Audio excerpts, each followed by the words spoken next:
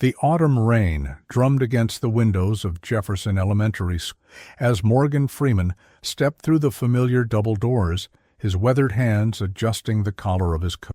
At 77, he moved with the deliberate grace of someone who had learned to savor each moment, each step carrying the weight of decades spent bringing stories to life.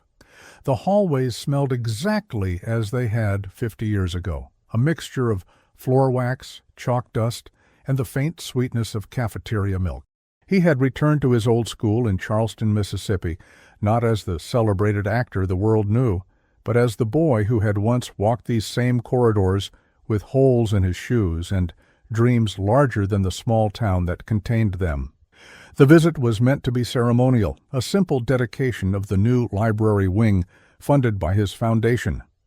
But as Morgan made his way down the main hallway, past bulletin boards decorated with children's artwork and achievement charts, something stirred within him, a profound sense of connection to the place that had shaped his earliest understanding of the principal, Mrs. Henderson, a woman barely half his age, with kind eyes and an eager smile, guided him through the renovations, her voice bright with excitement about the impact his generosity would have. Mr. Freeman, the children are so excited to meet you, she said, her heels clicking against the polished linoleum.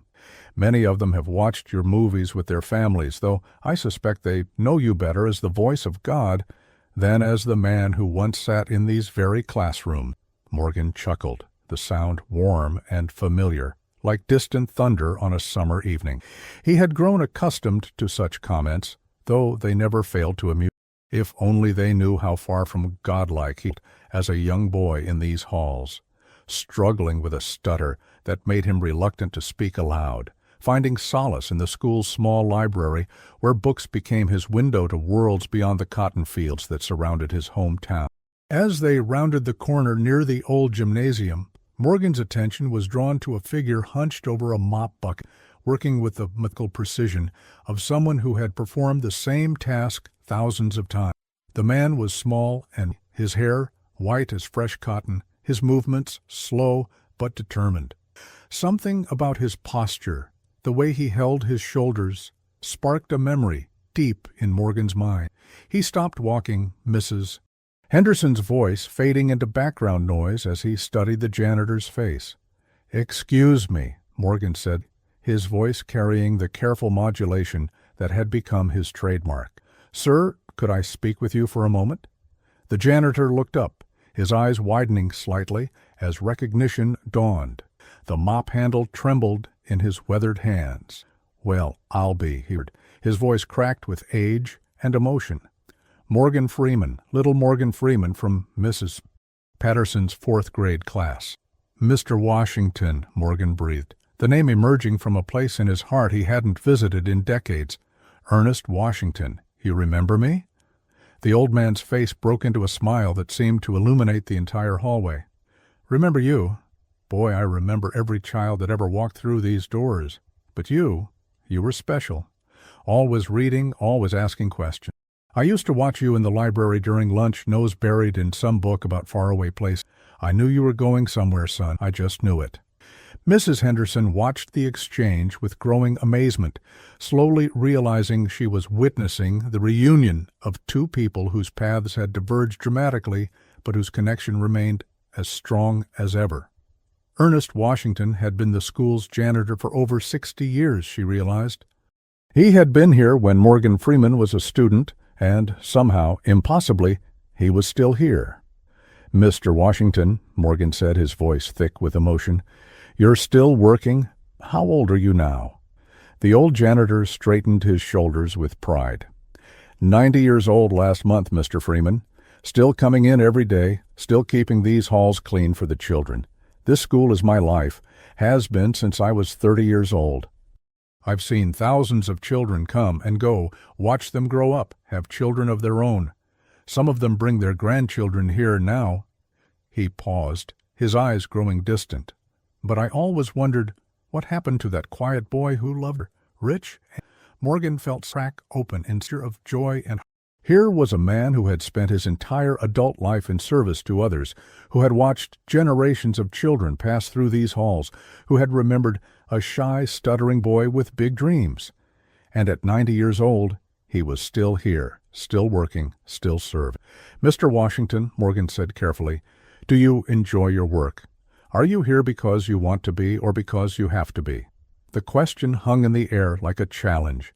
Ernest's smile faltered slightly, and for a moment his age seemed to settle more heavily on his shoulders. "Well, Mr. Freeman, I suppose it's a bit of both. I love these children, love being part of their world. But I also, well, I need the work. My Martha passed 5 years ago, and the medical bills, the funeral costs, Social Security doesn't stretch as far as it used. And my daughter, she's got her own struggles, her own children to worry about. I don't want to be a burden." The words hit Morgan like a physical blow. Here was a man who had devoted his entire life to serving others, who had been a constant presence in the lives of countless children, who had watched over the school with the dedication of a guardian angel. And at 90 years old he was still mopping floors not out of choice, but out of necessity. Mrs. Henderson cleared her throat gently. "Mr. Washington is one of our most valued employees. He's been here longer than anyone, and the children adore him. He knows every corner of this building, every pipe and wire and classroom. We couldn't function without him." But Morgan could hear what she wasn't saying. In her voice, he detected the careful concern of someone who worried about an elderly employee, but felt powerless to change the situation. The school district probably couldn't afford to provide Ernest with a full pension, and at 90, he was well past the age when most people would have retired. Yet here he was, still working, still needed, still indispensable. "Mr. Washington," Morgan said, his mind already beginning to form the outline of an idea, "would you mind if I spent some time with you today? I'd like to learn more about what you do here, about how the school has changed over the years. Would that be all right?" The old janitor's face lit up with genuine pleasure. "I'd be honored, Mr. Freeman. I'd be truly honored." As they walked through the school together, Ernest sharing stories about the building's history and the children who had passed through its doors, Morgan found himself profoundly moved by the man's dedication and wisdom. Ernest knew every teacher by name, could recite the achievements of former students, and spoke with genuine love about the school that had been his second home for 6 decades. He showed Morgan the small maintenance room where he kept his supplies, pointing out repairs he had made, improvements he had suggested, problems he had solved through ingenuity and persistence. "You see this water fountain?" Ernest said, stopping beside a chrome fixture that gleamed despite its obvious age. "This was broken for 3 months back in 1987. The district said they didn't have money to fix it, but I knew these children needed water, especially during the hot months. So I studied it, took it apart piece by piece, figured out what was wrong, and fixed it myself. Still works perfect 37 years later." Morgan watched the old man's hands as he spoke, noting how they moved with the confidence of someone who had spent a lifetime solving problems, making things work, taking care of others. These were hands that had cleaned up after sick children, that had repaired broken desks and chairs, that had unlocked doors on cold mornings and locked them again at.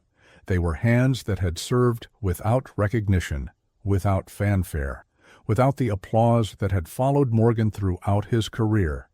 "Mr. Washington," Morgan said, as they continued their tour, "tell me about your family. You mentioned your daughter?" Ernest's expression grew complex, a mixture of pride and worry crossing his weathered features. "My Sarah is a good girl, Mr. Freeman. She's a nurse at the county hospital, works double shifts to support her 2 boys. My grandsons, they're in high school now, both smart as whips. But Sarah, she struggles, you know. Medical bills from when her husband got sick before he passed, mortgage payments, car payments, college savings for the boys. She's always telling me I should retire, that I've done enough, but I can't be a burden to her. She's got enough to worry about." The weight of Ernest's situation settled over Morgan like a heavy blanket. Here was a man trapped by circumstances, by loyalty, by the simple economic reality that many elderly Americans faced. He wanted to help his daughter, wanted to ensure his grandsons had opportunities, but he also refused to become a financial burden. So he continued working at 90, his body aging, but his spirit unbroken, his commitment to service unwavering. As the day progressed, Morgan accompanied Ernest on his rounds, observing the meticulous care with which the old man approached every task. He watched Ernest interact with the children, saw how they greeted him with genuine affection, how they sought him out for help with everything from spilled milk to broken shoelaces. To these children, Ernest wasn't just the janitor. He was a beloved figure, a constant presence in their young lives, someone who made their world a little. "Mr. Ernest," a small girl called, "my pencil is stuck in the desk again." Ernest chuckled and approached the child with infinite patience. "Well, Miss Emma, let's see what we can do about that." With gentle precision, he extracted the pencil from the desk's pencil holder, then knelt down to the girl's level. "Now, remember what I told you about not pushing too. The pencil will go in just fine if you're gentle." The girl nodded solemnly, then impulsively hugged Ernest around. "Thank you. You're the best." Morgan watched this exchange with growing emotion. This was love in action, service without expectation of reward, the kind of quiet heroism that went unnoticed by the world, but made all the difference to those who experienced it. Ernest Washington had spent 60 years being a source of stability and kindness in the lives of children, and he was still doing it at 90 years old. As the afternoon wore on, Morgan found himself grappling with a profound sense of injustice. Here was a man who had given his life to others, who had been a pillar of the community, who had watched over generations of children with the dedication of a parent. And yet, in his twilight years, he was still working not out of choice, but out of economic necessity. Meanwhile, Morgan himself had been blessed with success, wealth, and recognition that seemed almost arbitrary in comparison to Ernest's quiet, consistent service. The contrast was stark and troubling. Morgan had been fortunate enough to escape the limitations of his small-town background, to achieve success in Hollywood, to accumulate wealth that allowed him to live comfortably and give generously. But Ernest, who had arguably done more direct good in the world, who had touched more lives, who had served with greater consistency and dedication, was still struggling to make ends meet at 90 years old. As they finished their tour and returned to the main office, Morgan made a decision that would change both their lives forever. But first, he needed to understand more about Ernest's situation, about his family, about his dreams and fears. He needed to hear the full story before he could determine how best to help. "Mr. Washington," Morgan said as they sat in the small break room, sharing coffee from a pot that Ernest had made himself, "tell me about your dreams. When you were young, what did you want to do with your life?" Ernest's eyes grew distant, a wistful smile playing at the corners of his mouth. "You know, Mr. Freeman, I wanted to be a teacher. I loved learning, loved books almost as much as you did. But my family was poor, and I couldn't afford college, so I took this job to support my mama and my younger siblings. And then I got married, had my own family to support. The years just went by, and somehow I never made it back to school. But I don't regret it. I've learned that there are many ways to teach, many ways to help children grow. Maybe I never stood in front of a classroom, but I've been part of thousands of children's. I've been the one who made sure their schools were clean and safe, who fixed their broken desks, who listened when they needed someone to talk to." Morgan felt his throat tighten. Here was a man who had sacrificed his own dreams to serve others, who had found meaning and purpose in work that society often overlooked, who had turned necessity into nobility through the sheer force of his character. Ernest Washington was, in every sense that mattered, a teacher. He had taught generations of children about consistency, about service, about the dignity of honest work. He had been their constant, their rock, their quiet guardian. "And now?" Morgan asked gently. "What do you dream about now?" Ernest was quiet for a long moment, his gnarled hands wrapped around his coffee cup. "I dream about my grandsons going to college," he said. "I dream about my daughter not having to work so hard, about her being able to take a vacation, Maybe visit her aunt in California. I dream about—" He paused, his voice catching slightly. "I dream about not being a burden to anyone, about knowing that I've done enough, that I've left something good behind." The words hung in the air between them, heavy with meaning and longing. Morgan realized that Ernest's greatest fear wasn't death or illness or even poverty. It was the fear of being a burden, of not having contributed enough, of leaving his family in a difficult position.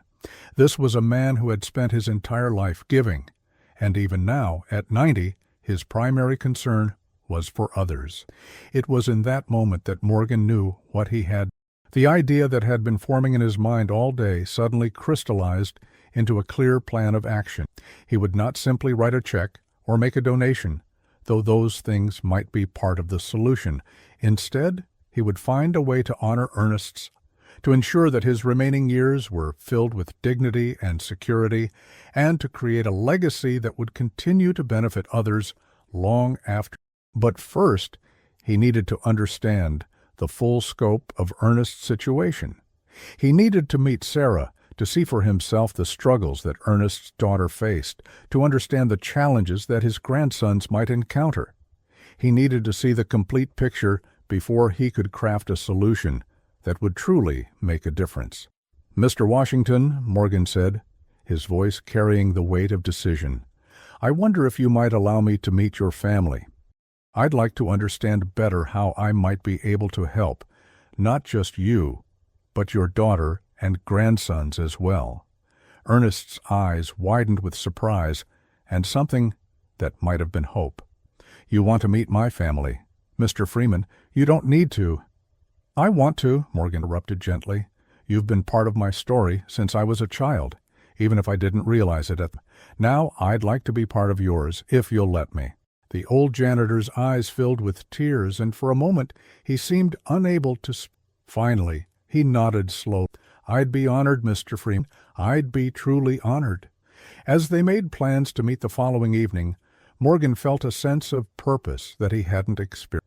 This was bigger than any role he had played, more important than any award he had received.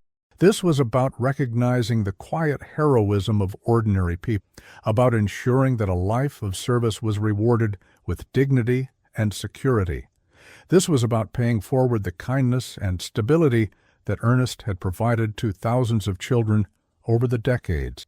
But as he prepared to leave the school that evening, Morgan also felt the weight of responsibility settling on his shoulders. He had made a commitment not just to Ernest, but to himself, to find a way to make a real difference in the lives of people who had given so much to others. The question now was how to do it in a way that would honor Ernest's dignity while addressing his very real needs. The next evening, Morgan found himself standing on the porch of a modest house in one of Charleston's older neighborhoods, a bouquet of flowers in his hand, and a heart full of anticipation. The house was small but well-maintained, with a carefully tended garden and a front porch that spoke of evening conversations and quiet moments of reflection. When Sarah Washington answered the door, Morgan saw immediately where Ernest had gotten his gentle strength and unwavering character. Sarah was a woman in her 50s, with her father's kind eyes and a bearing that spoke of someone who had faced life's challenges with grace and determination. She was still wearing her nurse's scrubs, having just returned from a 12-hour shift at the hospital, but her smile was warm and welcoming despite her obvious exhaustion. "Mr. Freeman," she said, her voice carrying a slight tremor of nervousness, "Daddy has been talking about nothing but your visit all day. Please, come in. Boys!" She called to the back of the house, "Mr. Freeman is here." The interior of the house was modest but comfortable, filled with family photos and the kind of furniture that spoke of careful purchasing and loving maintenance. Morgan could see Ernest's influence everywhere, in the precise way books were arranged on shelves, in the meticulous care with which everything was kept, in the sense of order and stability that pervaded the space. Ernest's grandsons, Marcus and David, emerged from what appeared to be a homework session at the kitchen table, their eyes wide with a mixture of excitement and shyness. Marcus, the older boy at 17, had his grandfather's thoughtful demeanor and gentle way of speaking. David, 15, was more energetic but equally polite, both boys clearly raised with the values of respect and kindness that Ernest embodied. "Mr. Freeman," Marcus said, extending his hand with the formal courtesy of someone who had been taught proper manners. "It's an honor to meet you.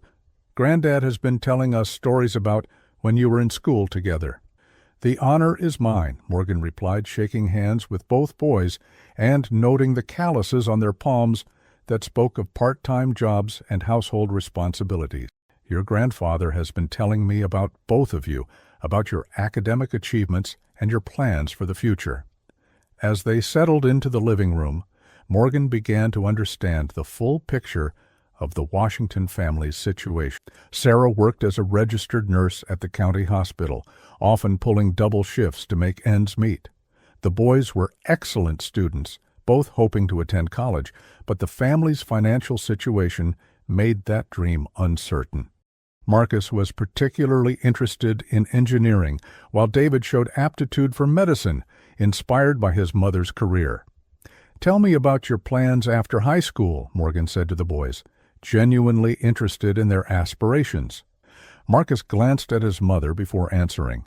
"Well, sir, I've been accepted to Mississippi State for engineering, but we're still working on the financial aid package. I've applied for every scholarship I can find, and I'm working part-time at the grocery store to save money." David nodded enthusiastically. "I want to be a doctor like Mom. Well, not exactly like Mom, but you know what I mean. I've been studying really hard, and my teachers say I have a good chance at getting into a good pre-med program. But college is expensive, and I don't want to put too much burden on the Morgan felt his heart swell with admiration for these young men who were clearly being raised with the same values of service and sacrifice that had defined their grandfather's life. But he also felt a familiar pang of injustice at the thought that their opportunities might be limited by financial circumstances rather than by their abilities or dedication.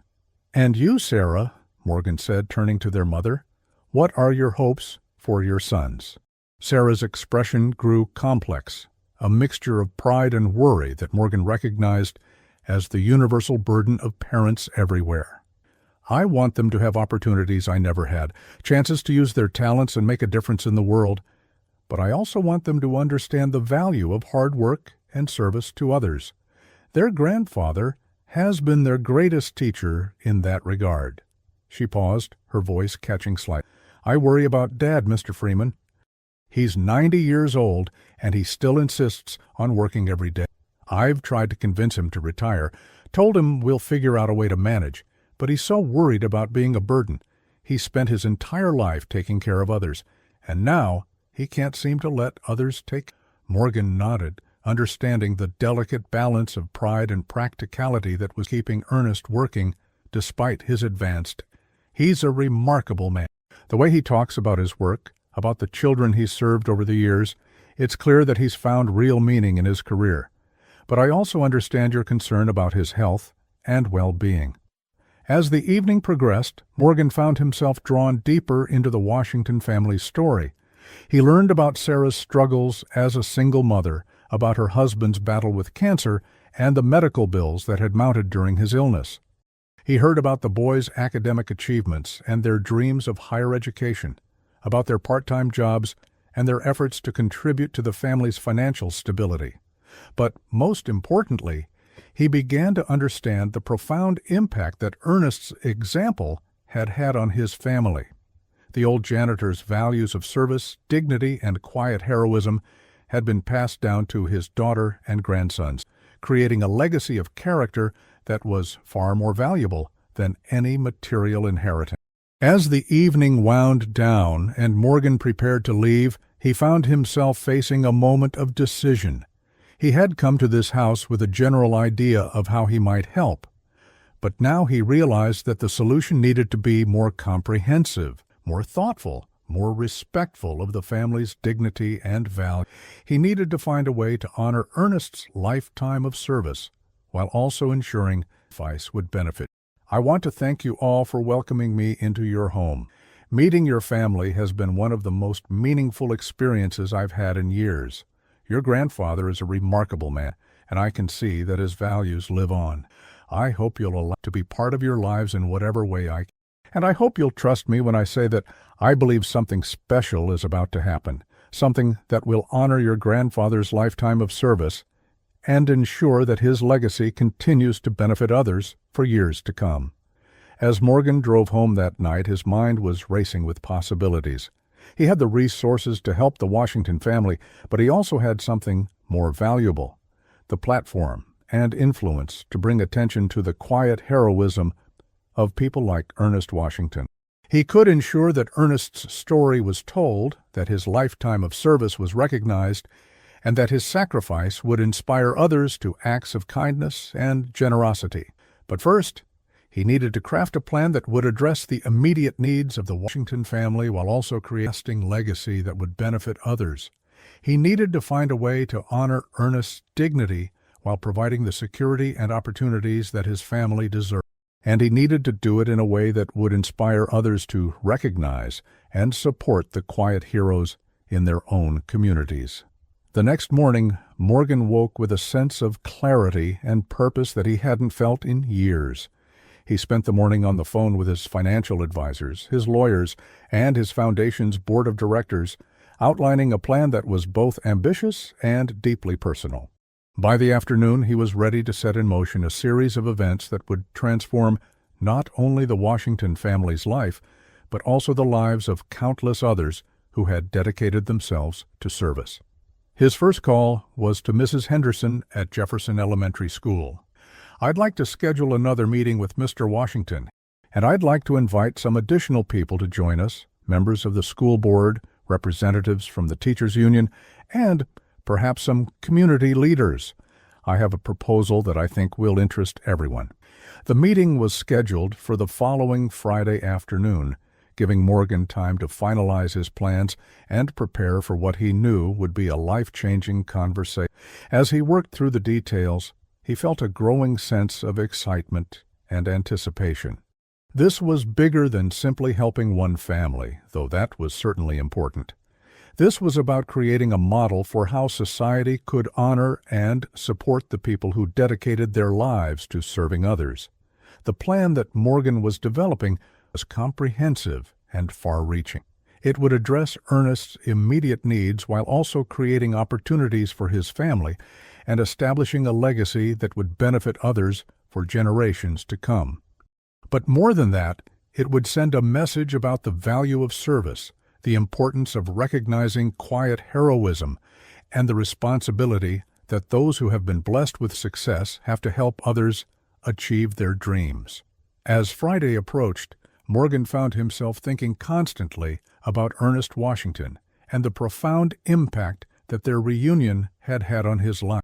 The old janitor had reminded him of something that success and fame had sometimes obscured: the fundamental importance of service to others, of finding meaning in work that makes a difference in people, of measuring success not by personal achievement, but by the positive impact one has on the world.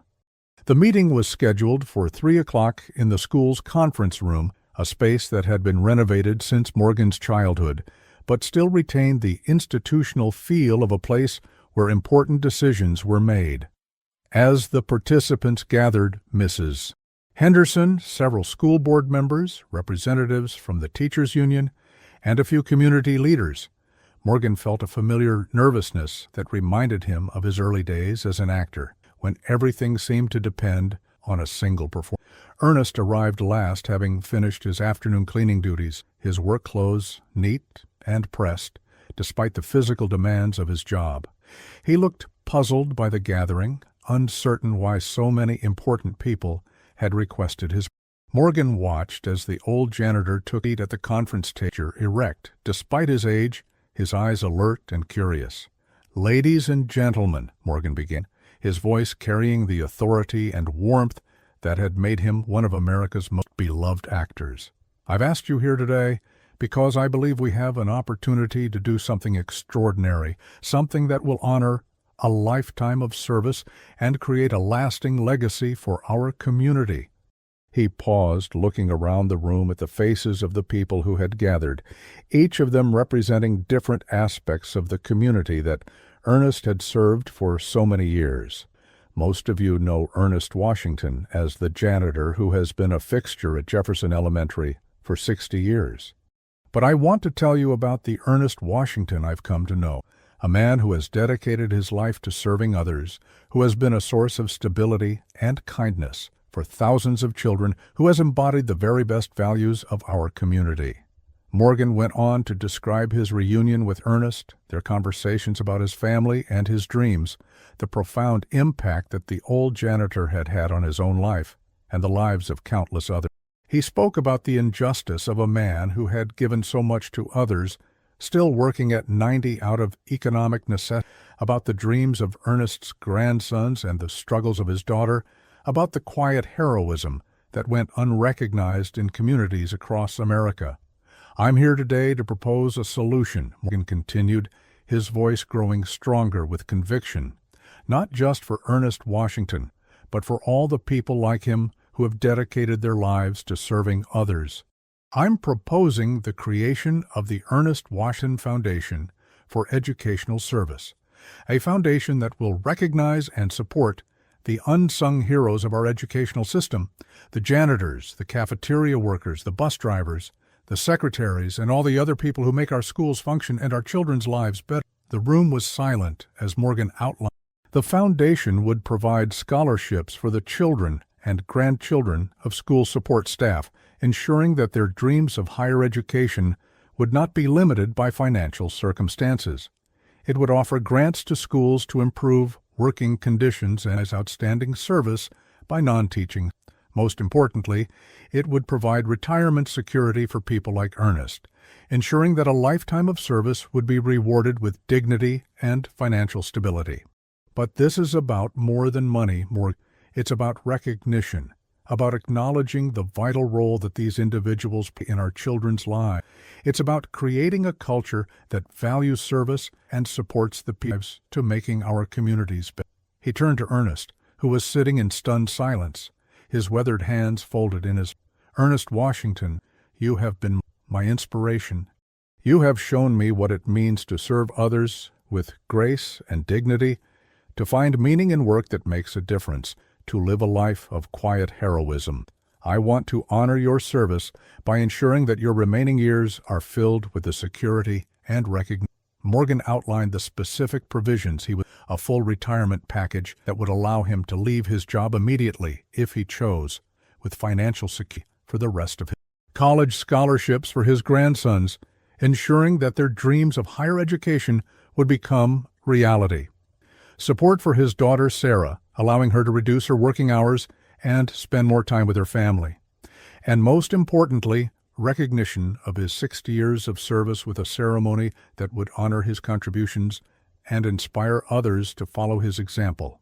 The reaction in the room was immediate and overwhelming. Mrs. Henderson wiped tears from her eyes as she spoke about what Ernest had meant to the school and the children he had served. The school board members nodded in agreement, recognizing the justice and wisdom of Morgan's proposal. The community leaders spoke about the importance of honoring the people who formed the backbone of their society.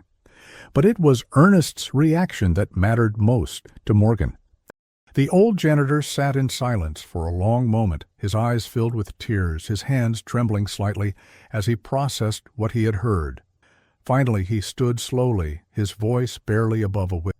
Mr. Freeman, he said, I don't know what to say. I never expected it. I never dreamed. I just tried to do my job, to take care of the children, to serve my community. I never thought it was anything special.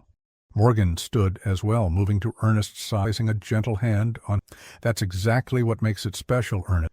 You served without expecting recognition, seeking reward, without thinking of yourself. You served because it was the right thing to do, because you cared about others, because you understood that every job done with love and dedication is important and valuable.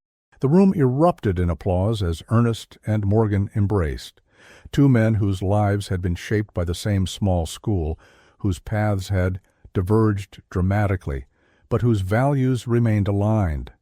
It was a moment of recognition, of justice, of the profound connection between past and present, between service and success, between the quiet heroism of everyday life and the more visible achievements that society typically celebrates.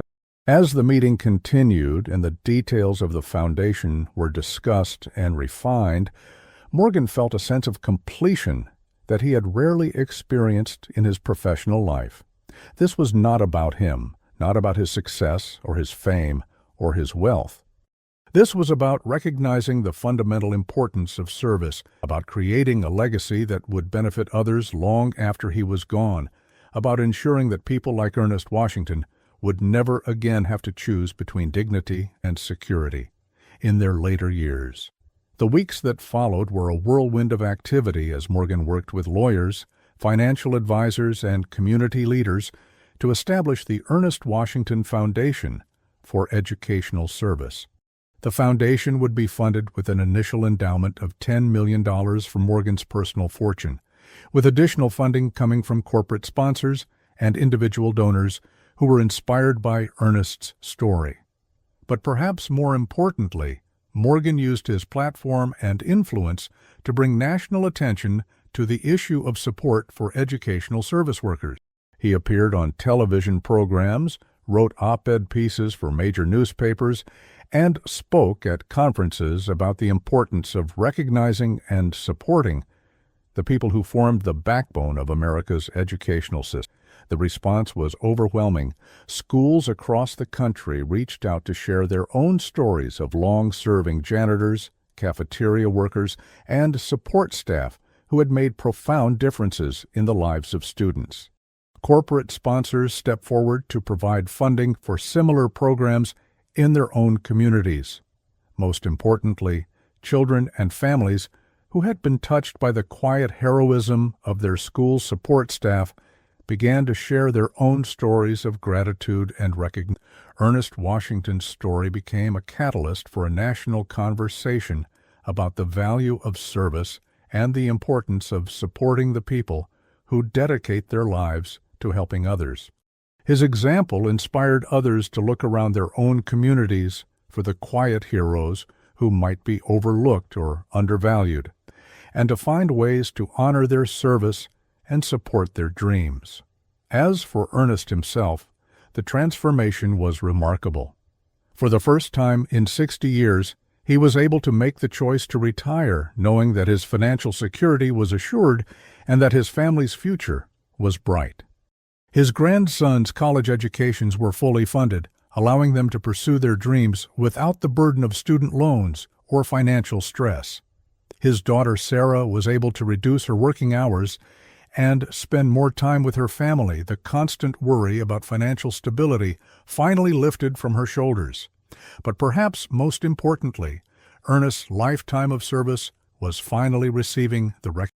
The school held a ceremony in his honor, with hundreds of former students, teachers, and community members gathering to celebrate his contributions.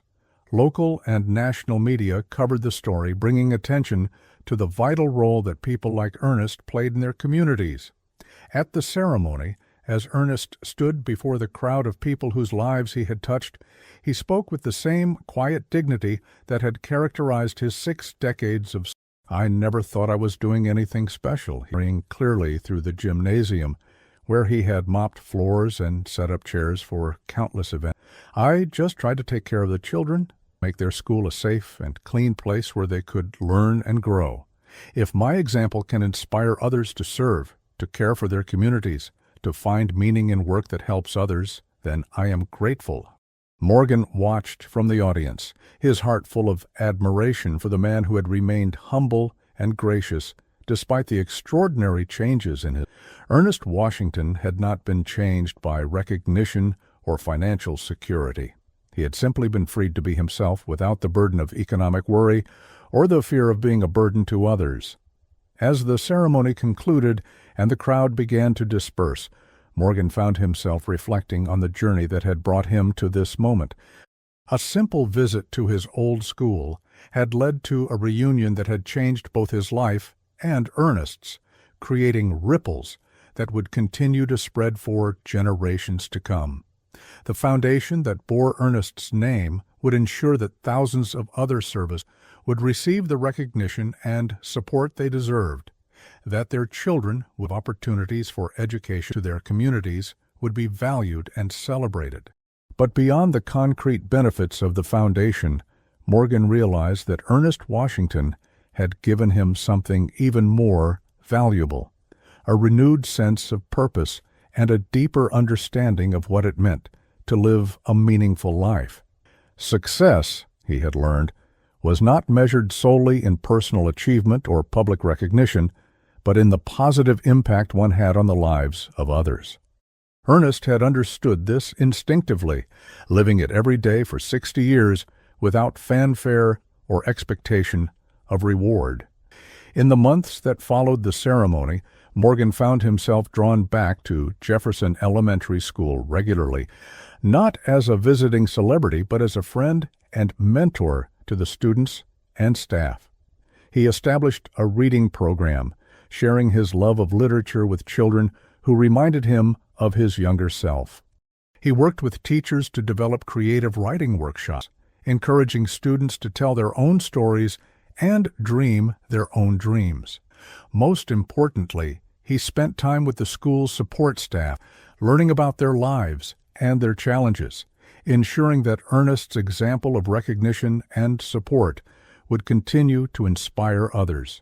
The Ernest Washington Foundation grew beyond Morgan's initial vision, expanding to serve schools in 12 states within its first year. The Foundation's scholarship program provided funding for over 200 students, children, and grandchildren of school support staff who might otherwise have been unable to afford higher education. The grants program helped schools improve working conditions, purchase new equipment, and recognize outstanding service by non-teaching staff. Most importantly, the Foundation's advocacy work helped change policies at the state and federal level, ensuring that educational support workers received better benefits, more recognition, and greater opportunities for advancement. Ernest himself became an unexpected advocate for the Foundation, traveling to schools across the region to share his story and inspire others. Despite his age, he seemed energized by the opportunity to speak about the importance of service and the dignity of honest work.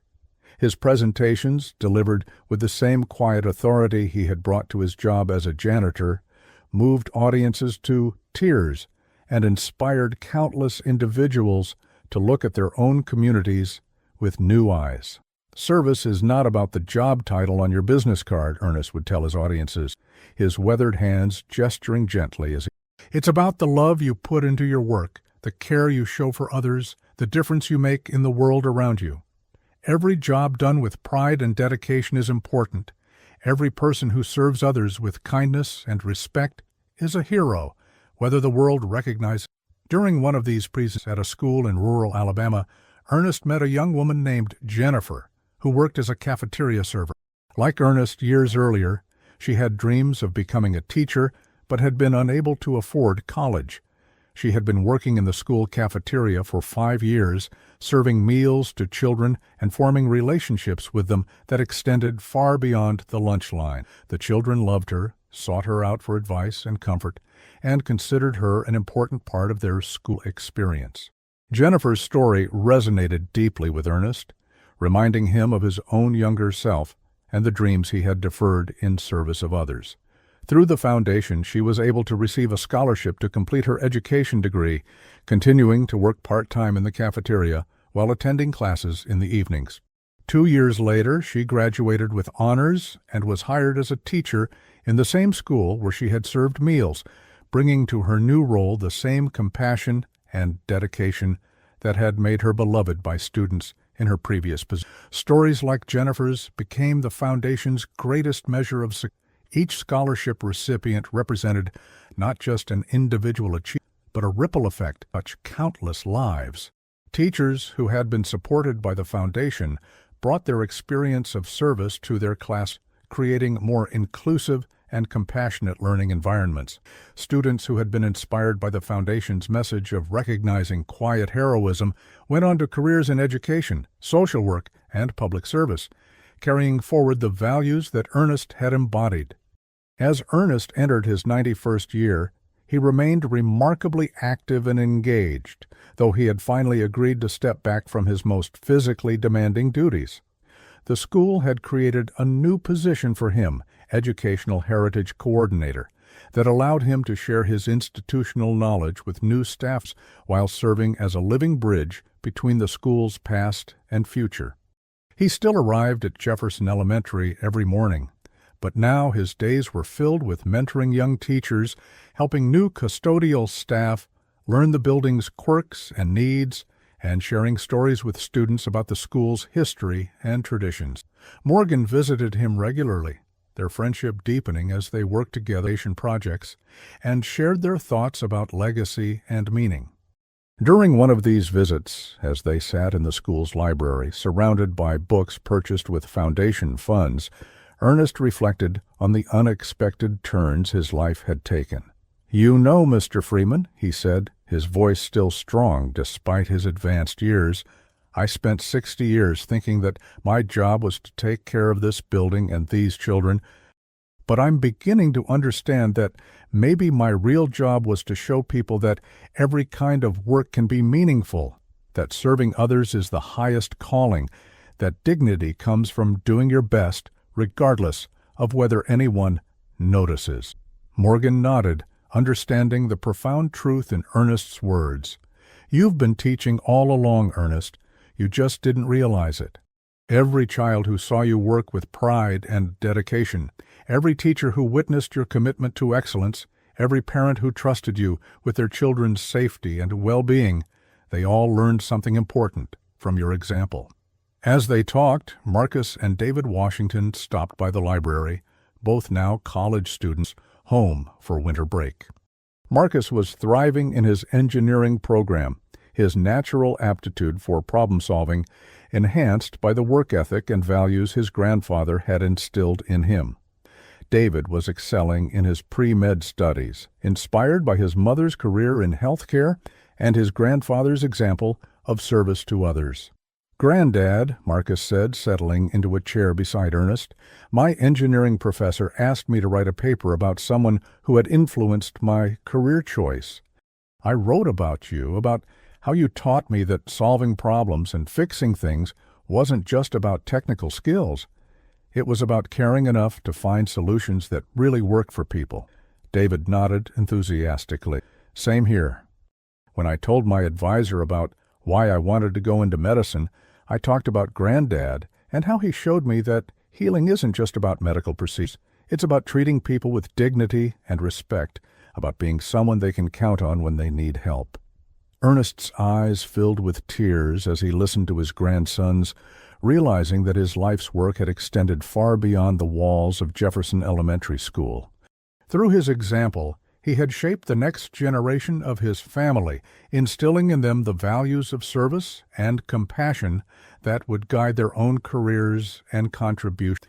As the afternoon wore on and the young men prepared to return to their studies, Morgan found himself thinking about this was the true measure of Ernest's impact, not just the children he had served or the building he had maintained, but the values he had passed on to his own family and the way those values would continue to influence the world through their work and service.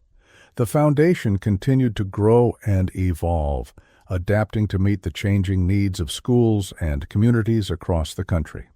New programs were added to address specific challenges: mental health support for school staff, professional development opportunities for educational support workers, and recognition programs that celebrated the contributions of unsung heroes in every school district. But perhaps the most important development was the culture change that the foundation helped foster. Schools began to recognize that education was a team effort, that every person who worked in a school building contributed to the learning environment and the success of students. Janitors, cafeteria workers, bus drivers, secretaries, and maintenance staff began to receive the recognition and support they deserved, not as an afterthought, but as an integral part of the educational mission. The ripple effects extended beyond schools into other areas of society. Healthcare systems began to recognize the vital contributions of support staff, custodians, food service workers, and administrative personnel who kept hospitals running and created healing environments for patients. Community organizations started programs to honor the quiet heroes in their own midst, volunteers, support staff, and service workers who made their missions possible. Ernest Washington's story had become a catalyst for a broader cultural shift toward recognizing and valuing service in all its forms. His example had shown that heroism wasn't limited to dramatic gestures or public recognition, but could be found in the daily choice to serve others with dignity, consistency, and love.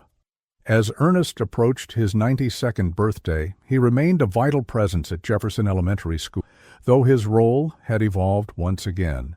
He had become the school's unofficial historian and philosopher, sharing his wisdom with new generations of students and staff.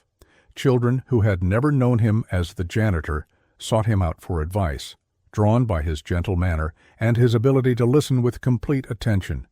During one memorable visit, a young girl named Maya approached Ernest during lunch period, her eyes red from crying. She had been struggling with feelings of inadequacy, comparing herself to classmates who seemed more confident and successful. Ernest listened to her concerns with the same patience he had shown thousands of other children over the decades. "Child," he said, "let me tell you something I've learned in my 92 years. The most important thing in life isn't how others see you. It's how you see yourself and how you treat the people around you. Every person has something valuable to offer, something unique and special. Your job is to find what makes you feel proud and useful, and then do it with all your heart."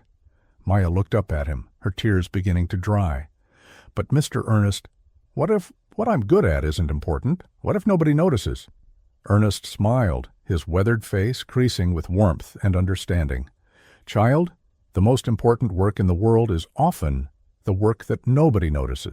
The person who listens when someone needs to talk, who helps without being, who does their job with pride even when nobody's watching.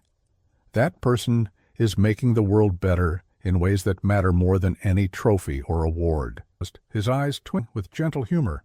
"You know, 60 years, people didn't notice me, didn't think what I did was important. But I knew that every clean floor, every fresh classroom, every safe hallway was helping children learn and grow. That knowledge sustained me through 6 decades of work, and it can sustain you too, whatever you choose to do with your life." Maya nodded slowly, beginning to understand the profound truth in Ernest's words. Like thousands of other children before her, she had received a lesson in self-worth and service that would stay with her for the.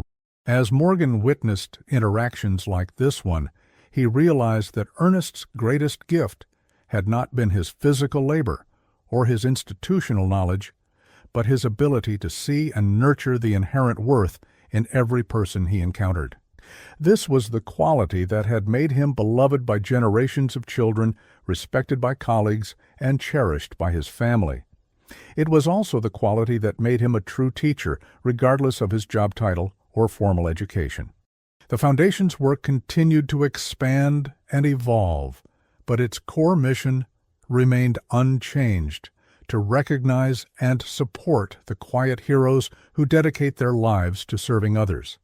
Each year, the Foundation held regional ceremonies to honor outstanding service workers, providing them with recognition, financial support, and opportunities for professional development. These ceremonies became celebrations of human dignity and the power of service to transform communities. At one such ceremony in Memphis, Morgan had the opportunity to meet dozens of educational support workers whose stories echoed Ernest's in their dedication and impact.